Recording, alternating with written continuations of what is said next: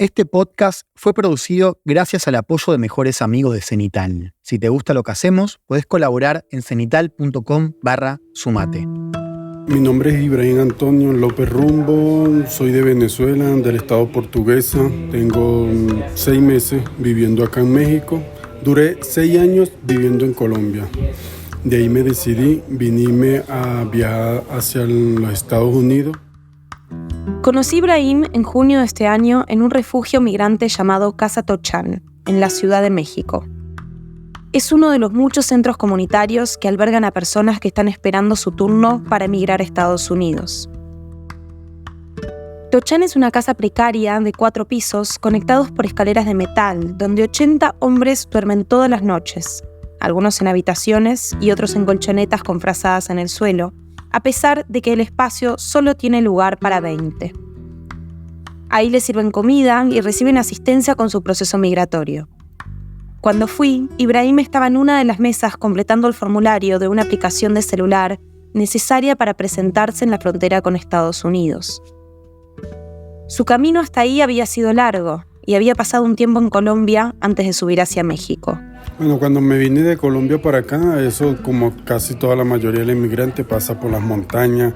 Ahí sí el peligro de la culebra, de los secuestros, de los robos, de cosas que uno tiene que pagar. Y viniendo por la carretera, igual el gobierno, la policía, atropella mucho al inmigrante. Y bueno, gracias a Dios, todo ha llegado acá. Desde Ciudad de México a la frontera todavía le quedaba un largo trecho, pero como todas las personas que intentan cruzar por año, Ibrahim iba con una idea fija en la cabeza. Del sueño americano, como de tratar de prosperar más, aprender más, buscar como una mejor calidad de vida. Porque en lo que he escuchado allá todo es como más, como te digo, la palabra es como todo ordenado. Sentía que avanzaba, pero también escapaba.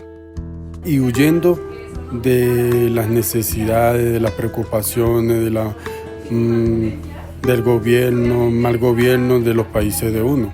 Como casi 8 millones de venezolanos, Ibrahim salió de su país buscando trabajar de lo suyo, maquinista, y conseguir algo de estabilidad económica. Pero cada día que pasaba en Ciudad de México, sin turno y a la espera de tener algún contacto de parte de las autoridades migratorias, su sueño americano se alejaba un poco más. La cantidad de migrantes que intentan llegar a Estados Unidos ha aumentado a pasos agigantados. Today our cities are flooded with illegal aliens.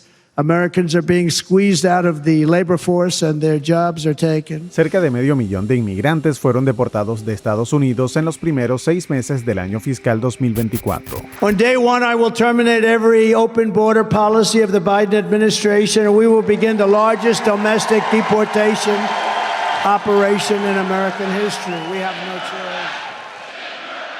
Es que la frontera es hoy, quizás como nunca antes, uno de los temas centrales de la campaña electoral, prácticamente una llave para entrar a la Casa Blanca. Esto es Último Round, un podcast de Cenital sobre las elecciones en Estados Unidos.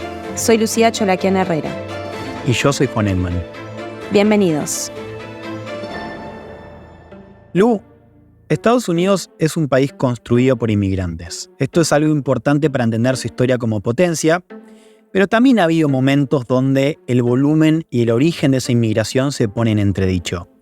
Y no es la primera vez tampoco que el tema domine una campaña presidencial. Entonces, ¿por qué estamos hablando de esto hoy? Bueno, millones de migrantes intentaron cruzar Estados Unidos por la frontera con México en los últimos años. Y si bien, como decís, no es la primera vez que un candidato lo quiere politizar, I'd like to see something done about the illegal alien problem. But in every place in this country are rightly disturbed by the large numbers of illegal aliens entering our country. Serious about securing our borders and bringing millions of illegal immigrants in our country out of the shadows. es cierto también que la irrupción de Trump en el escenario político lo puso en el centro de la discusión, ¿no? De hecho, las encuestas muestran que es el segundo tema que más le importa a los votantes después de la inflación. Sí, es un tema que obsesiona a Trump hace años. En 2015, cuando se lanzó como candidato, el fragmento más recordado de ese momento fue cuando responsabilizó a los inmigrantes, especialmente de México, de la crisis que vivía el país. When Mexico sends its people, they're not sending their best. They're not sending you. They're not sending you. They're sending people that have lots of problems, and they're bringing those problems with us. Los acusaba de drogadictos, de violadores.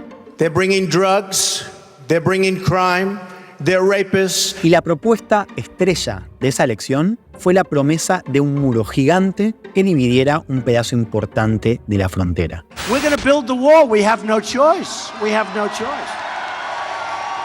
Build that wall. Build that wall. Build that wall. Build that wall. Build that wall. Muro que, al menos como fue propuesto por Trump, no se construyó.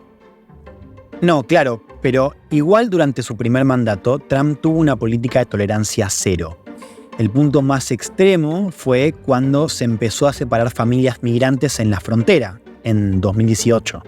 Vamos ahora con una cosa seria, cosa triste. Con cada minuto que pasa, crece la indignación a nivel mundial por la separación de padres e hijos migrantes en la frontera de Estados Unidos a causa de la política de cero tolerancia del gobierno del presidente Trump. Después, cuando llegó la pandemia en 2020, Trump aprovechó una política de salud llamada Título 42 para expulsar inmediatamente a los migrantes en la frontera con la excusa de que habían estado en un país con contagios.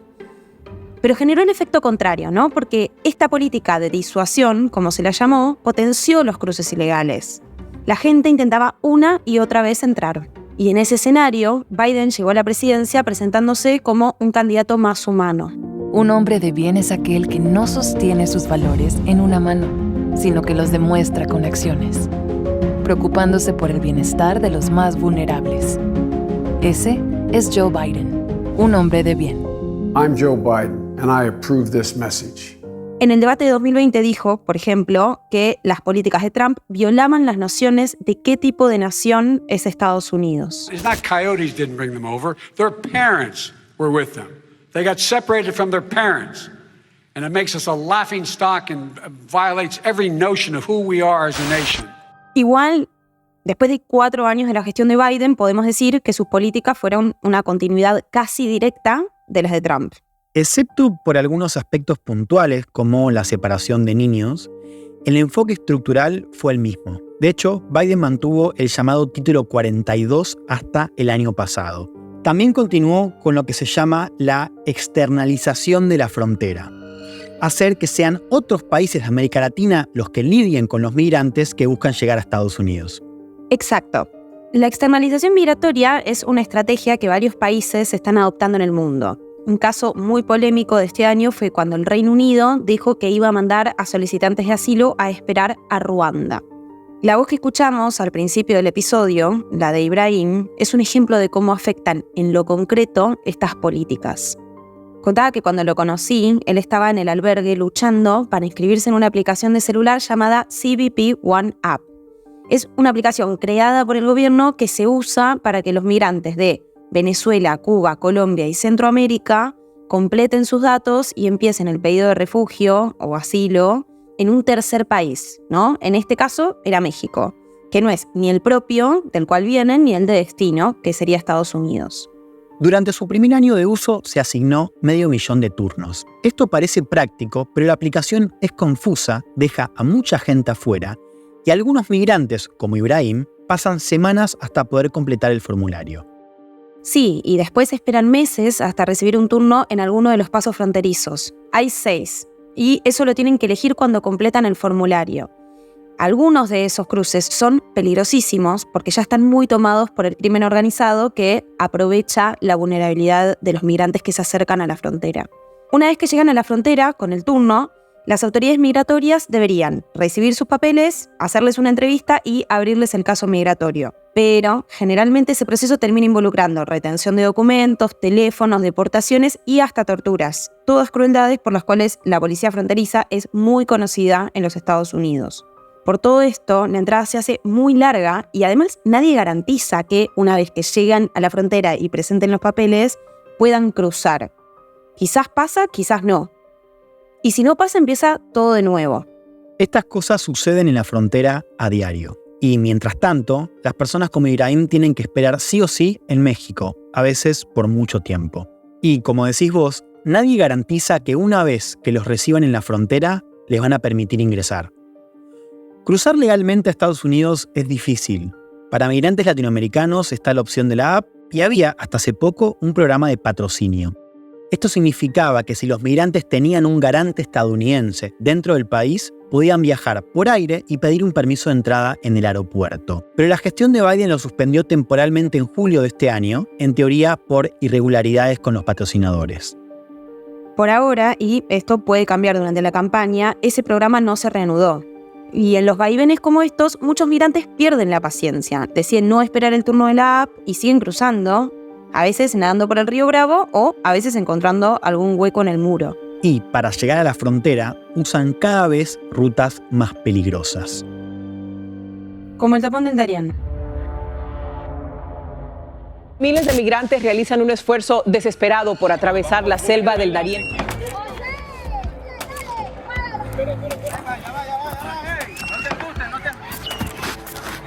El Darién es la selva que se cruza para llegar a pie de Colombia a Panamá. Es la única forma de llegar desde América del Sur hacia Centroamérica por tierra, ¿no? Esto afecta sobre todo a migrantes que salen, por ejemplo, de Venezuela. Hace algunos años era impensado porque nadie salía con vida si intentaba cruzar el Darién. Una selva súper peligrosa.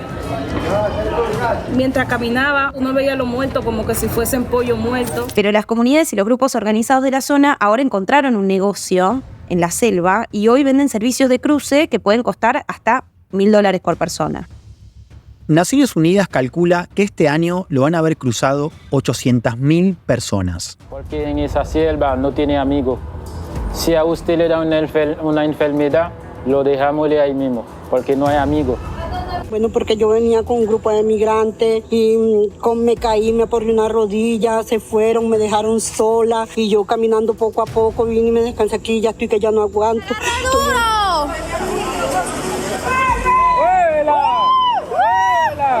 Ay, Padre Celestial, Señor. El loco aquel. Mira este bebé. ¡Agárrese duro! Es una de las rutas migratorias más mortíferas del mundo y eso nos habla de la desesperación de las personas por llegar a Estados Unidos. Los migrantes con los que hablé me contaron que en ese camino se deshidrataron, vieron culebras, decenas de cadáveres, cayeron en pozos, contrajeron enfermedades. Y el camino no termina ahí, porque después tienen que pasar por Centroamérica para llegar a México, donde les quedan más de 3.000 kilómetros de sur a norte. Es un camino peligroso, custodiado por el crimen organizado.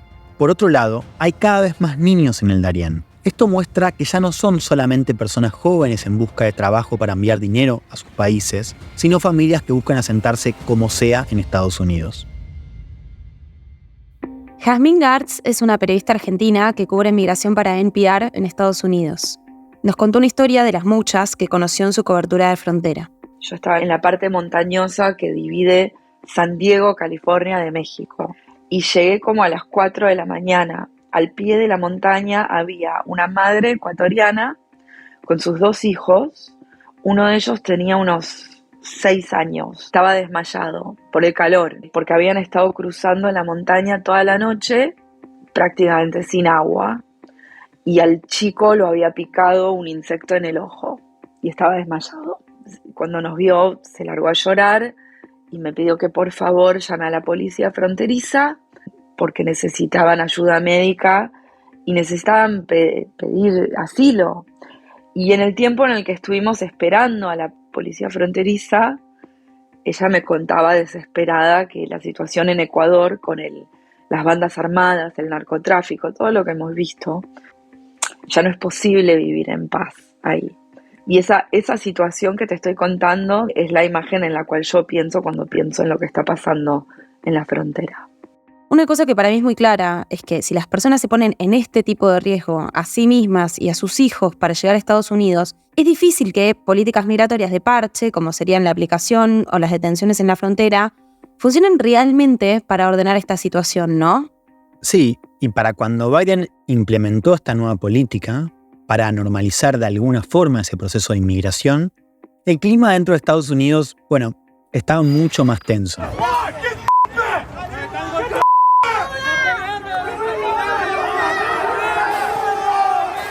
And it just within a matter of seconds became absolute chaos, as you showed in that clip. They took over the National Guard there. They totally dominated all of their resources, which were very little. There were only a few guardsmen down there.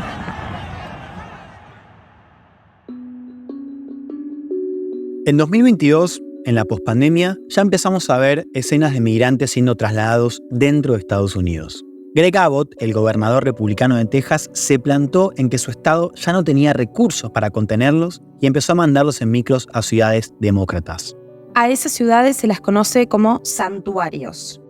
Son ciudades un poco más amigables con los migrantes porque no colaboran con la policía migratoria y les brindan algún tipo de asistencia, como información, albergue o comida.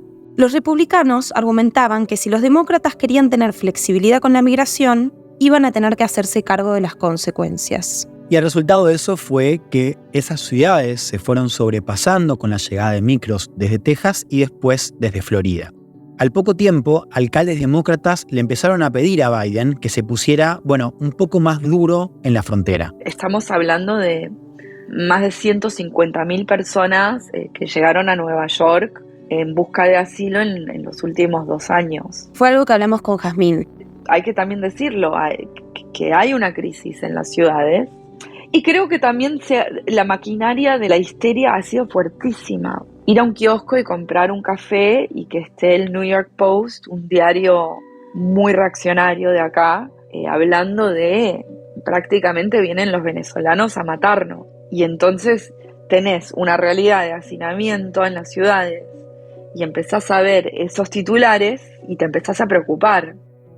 El tema apareció en las elecciones de medio término en 2022, pero estalló a medida que se acercaban las presidenciales de este año. Empezó a haber una histeria muy grande acerca de migración. En cuanto se acerca el año electoral, esa histeria empieza a crecer, empiezan las acusaciones, acá estás dejando que entre cualquiera, la frontera está completamente abierta. Y así como en su primera campaña electoral Trump utilizó el tema a su favor, este año le dio todavía más lugar. Ya en su segundo lanzamiento apuntó otra vez a la frontera, instalando la idea de que los migrantes son todos criminales y que Estados Unidos está viviendo una invasión. But no hope or dream we have for America can succeed unless we stop the illegal immigrant invasion, the worst that's ever been seen anywhere in the world. There's never been an invasion like this anywhere. Third world countries would fight with sticks and stones not to let this happen. Dijo incluso que los inmigrantes están contaminando la sangre del país. When they let, I think the real number is 15, 16 million people into our country. When they do that, we got a lot of work to do. They're poisoning the blood of our country. That's what they've done. Sí, y si miramos los números, las tasas de crimen en Estados Unidos, para empezar, están bajando. Y en Texas, por ejemplo, se registra un 50% más de crímenes cometidos por locales que por migrantes. Estamos hablando de uno de los estados de paso, ¿no? De cruce con la frontera en México. Más allá de esto, el concepto de crimen migrante ya está en todas partes. Migrant crime. There's violent crime, there's migrant crime. We have a new category of crime, it's called migrant crime, and it's going to be worse than any other form of crime. Y esto a Trump le vino perfecto para apuntar a Biden como un presidente débil, incapaz de contener el desmadre. Joe Biden is too weak to lead this country. Ese relato de debilidad empezaba y terminaba en la frontera. We are going to start the largest mass deportation in the history of our country because we have no choice. It's not sustainable. Dicho simple, lo que pasaba en la frontera, aún sin ser del todo cierto, fue utilizado como el mejor reflejo de Estados Unidos en la era Biden. Un país que no lograba hacer cumplir sus propias leyes, un país caótico, un país capaz de ser penetrado y atacado por cualquiera.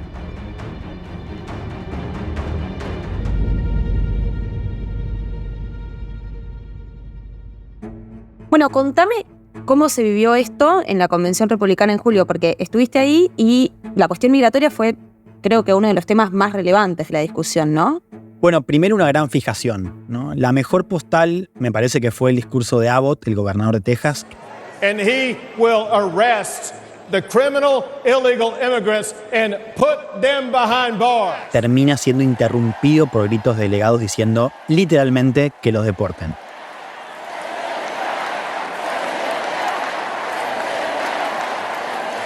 Otra cosa que me pareció interesante fue que muchos de los voceros que llevaban esos mensajes sobre el desborde eran latinos que se pronunciaban en contra, a veces, de sus propios compatriotas. Sí, pues como esta administración ha abierto la frontera, especialmente del sur, ahora también ya está al norte, pero de seguro la del sur sin límite. Están dejando gente entrar de todas partes del país y luego pues le están dando los beneficios, le están dando dinero, le están dando hospedaje, beneficios médicos y tanta cosa que hasta muchos de los inmigrantes ya aquí legales no están recibiendo. Solo eso está despertando a la comunidad para ver que no podemos permitir que esto siga. Él es Mark González, un delegado del estado de Texas, nacido en Estados Unidos, pero de padres mexicanos. Lo conocí en la convención. Es que hay una falacia muy instalada de que los demócratas no solo abrieron las compuertas de la inmigración ilegal, sino que se la hicieron también muy fácil a los recién llegados. Y ahí los inmigrantes viejos, entre comillas, se ponen un poco meritócratas. Sí, a ver, circula esta idea del yo no la tuve tan fácil cuando llegué, algo que igual no es tan así, porque emigrar a Estados Unidos sigue siendo difícil.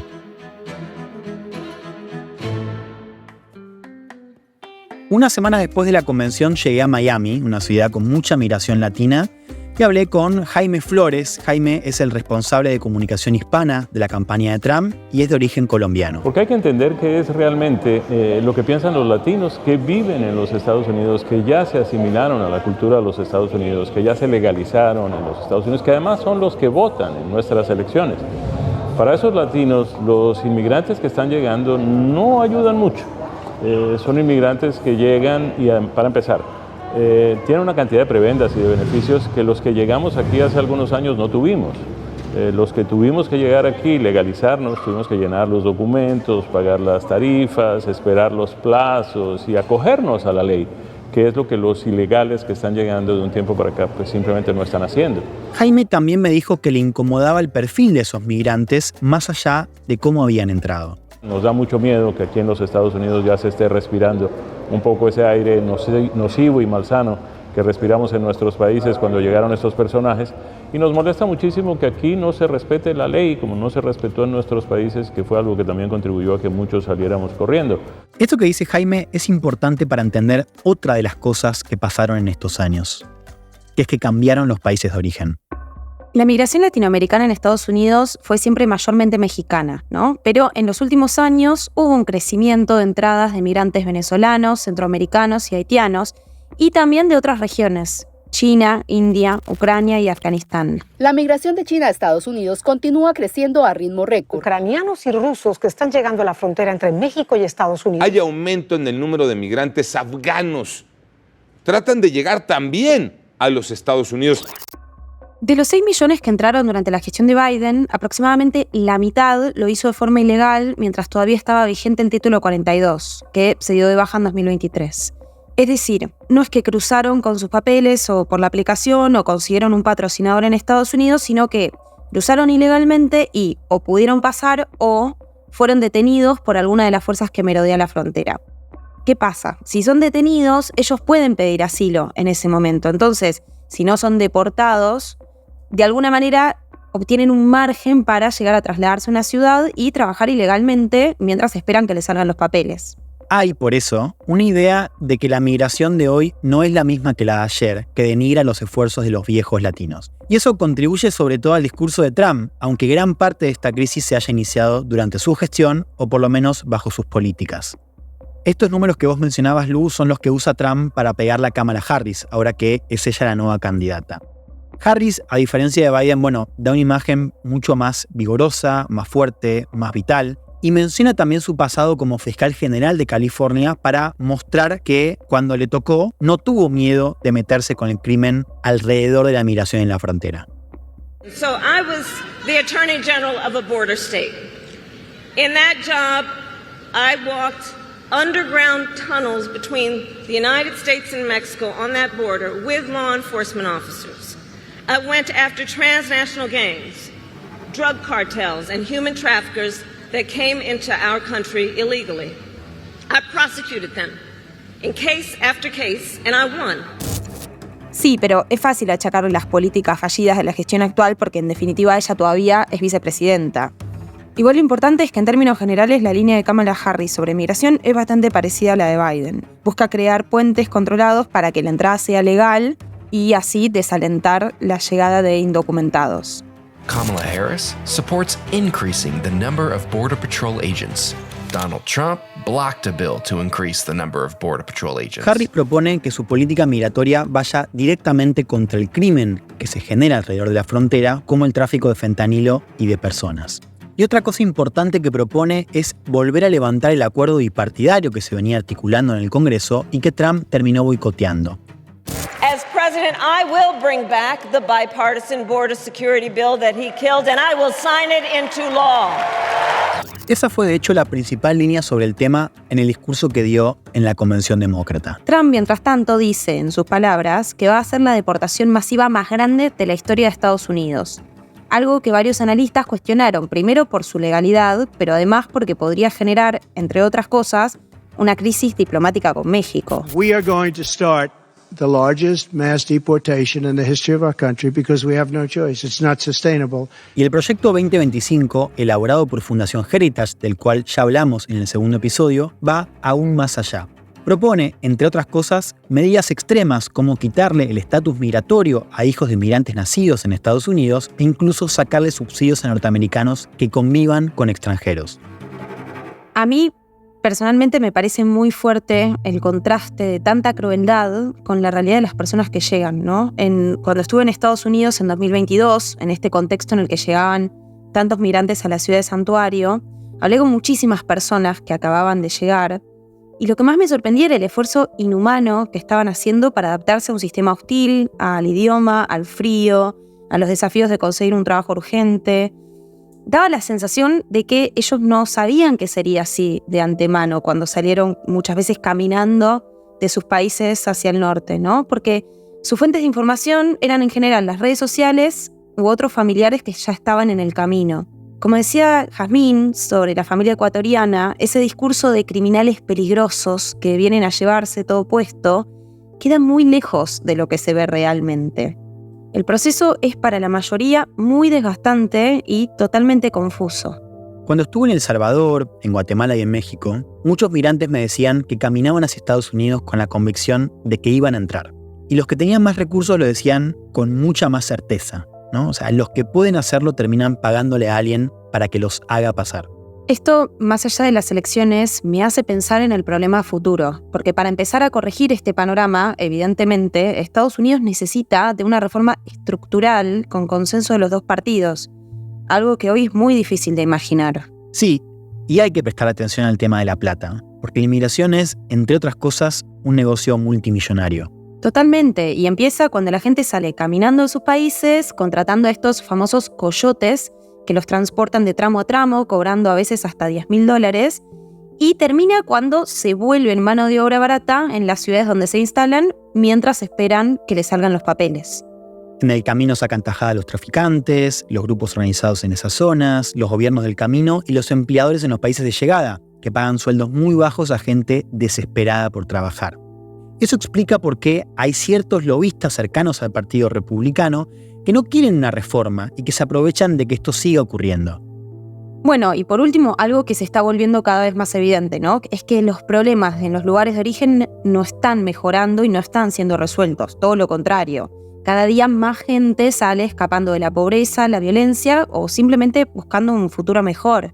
Una caravana conformada por cientos de migrantes partió de Tapachula, en la frontera sur de México. Chiapas se formó la cuarta caravana migrante en lo que va del año. La caravana de migrantes de este año salió de San Pedro Sula, en Honduras, rumbo a Estados Unidos.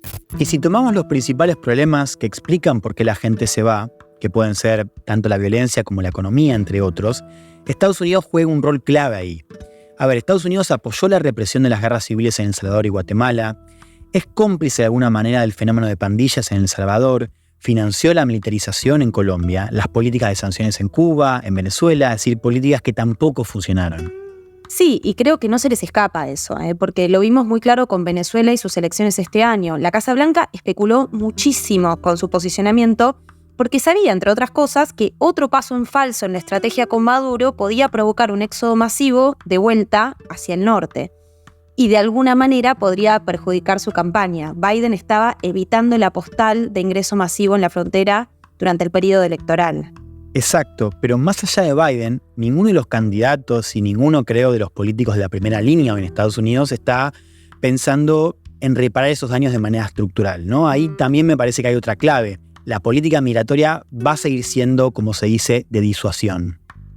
Y con una Sudamérica muy complicada, con problemas económicos y de empleo en países como el nuestro, Argentina, pero también en Chile y en Perú, es cada día más evidente que los migrantes van a seguir saliendo hacia el norte.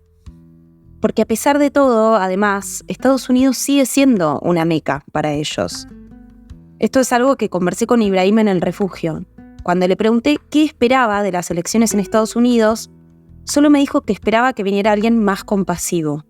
Sí, he escuchado eso de las elecciones. Esperemos que el que venga y gane, que no sean, bueno, te voy a poner la palabra más sencilla, que no vaya a ser maluco con los inmigrantes, pues, que siquiera le dé un poco de apoyo, porque uno lo que está es como tratando de, uno busca la mejor calidad y huyendo de las necesidades, de las preocupaciones, del gobierno, mal gobierno de los países de uno. Repetía que estaba dispuesto a hacer las cosas bien para entrar y ya poder instalarse. En lo único que me gustaría, si ellos piden papeles o algo, hacerlo y entrarlo legalmente, que no vaya a tener problemas con ellos, ni con la ley, ni con la inmigración, ni problema para yo arrendar, ni problema para yo trabajar. Poder trabajar aparece siempre cuando hablas con migrantes. En general toman muchísima deuda para poder llegar a Estados Unidos y su prioridad es saldarla cuanto antes. Aprender un poquito más de mi profesión, que es de maquinaria, y allá está la mejor, todo avanzado, pues. Son máquinas computarizadas, ya uno aprende un poco más de eso. No sé qué pasó con Ibrahim. En agosto intenté contactarlo de nuevo, pero ya no estaba en el refugio. Quizás le llegó su turno, solicitó asilo en la frontera y pudo cruzar. Pero las cifras muestran que muchos de los hombres en su situación pierden la paciencia y deciden cruzar ilegalmente, desesperados por poder trabajar e iniciar una nueva vida. El 99.9% de la gente que conozco está aterrorizada, huyendo de situaciones durísimas y con muchas ganas de trabajar. Y no te lo digo como alguien que aboga por los derechos inmigrantes, te lo digo como periodista que está ahí y habla con la gente y que te dice cuándo puedo empezar a laburar. Entonces eso ha sido muy chocante para mí, ver la diferencia entre la retórica que se maneja a nivel político y la realidad, ¿no? de la mamá ecuatoriana tratando de revivir a su pibe y a la vez preguntándome, ¿y hay laburo acá? ¿Se puede trabajar? Es muy, muy duro eso. Quienes cruzan vienen a hacer la selva a pie, de esperar por meses en países hostiles para ellos, de convivir apilados en refugios o en la calle, de esconderse de todo tipo de autoridades y grupos de crimen organizado. A veces están solos, otras con amigos, muchas con niños en brazos. Pero hay un solo hilo común que los conecta a todos. Son millones de personas buscando un lugar donde poder vivir tranquilos. No es más ni menos que eso. En el lugar donde me gustaría, primero ante todo, tener buena vida, salud, paz y tranquilidad. El lugar lo haría y la forma la haría yo a mi modo, como me gustaría vivir. Este fue el tercer episodio de Último Round, un podcast de Cenital sobre las elecciones presidenciales en Estados Unidos. El guión lo escribimos con Juan Elman. El sonido está a cargo de Marco Tonizzo y Nicolás Morbelli. Dan Kemper asistió en la producción periodística. Mi nombre es Lucía Cholaquian Herrera. Y yo soy Juan Elman. Hasta la próxima.